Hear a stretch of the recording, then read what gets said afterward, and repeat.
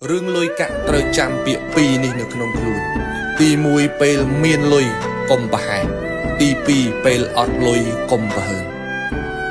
Tì mùi pel miên lôi công bà hài. สมัยนี้คือជាសម័យចាយវាយងាយមែនតើតែមិនប្រកាសថាជាសម័យដែលយើងងាយរលុយមកវិញទេអញ្ចឹងពេលចាយលុយម្ដងសូមកុំប្រហែសឲ្យសោះសូមគិតឲ្យល្អិតបន្តិចតាខ្ញុំគាត់ផ្ដាំថាកុំហូបតាមឃ្លានកុំហ៊ានតាមចង់ហូបតាមឃ្លានហូបប្រមាណក៏មិនគ្រប់ដែរថ្ងៃនេះចង់អានេះរស្អែកចង់អានោះ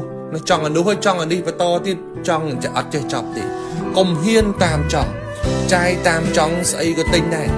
អារបស់មិនត្រូវការក៏ទិញអារបស់មិនចាំបាច់ក៏ទិញអានឹងគេហៅថា